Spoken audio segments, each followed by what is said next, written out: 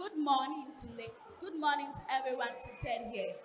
I am thankful and opportune to publicly speak to all and sundry on a very important problem facing our motherland, for which measures must be taken to curb this menace.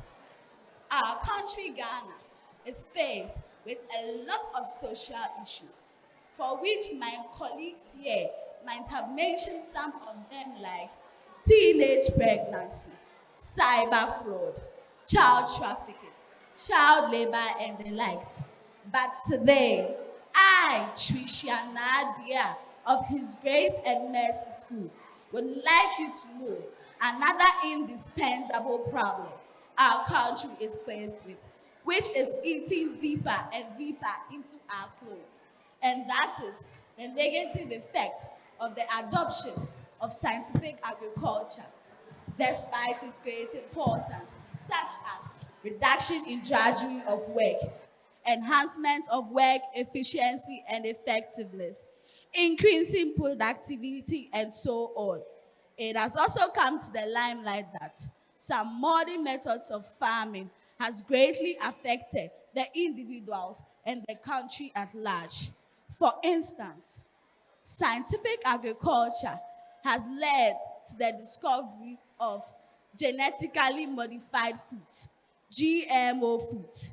GMO foods are foods whose genetic constitution have been altered. Research made shows that the consumption of these foods has a negative repercussion on our health, as individuals and we school children are susceptible.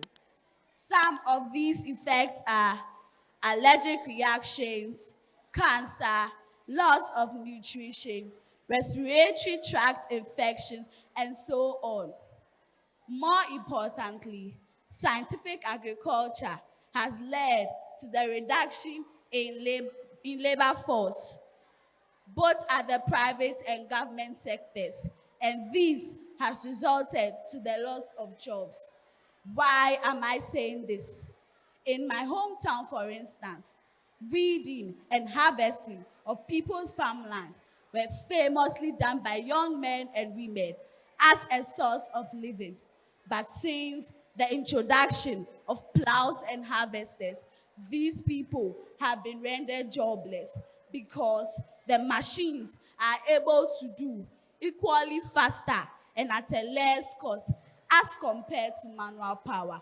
Let us ask ourselves, what will they depend on as a source of living? Additionally, the emergence of scientific agriculture has led to the pollution of water bodies.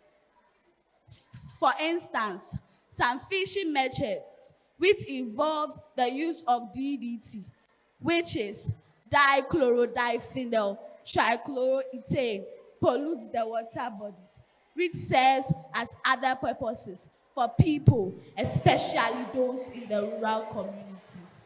The use of DDT destroys the upcoming fingerlings, therefore affecting the future population of fish. But to every solution, there is a cure.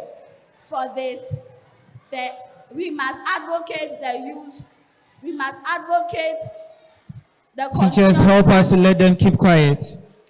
We must advocate the continuous practice of farming and encourage the edibility of organic foods.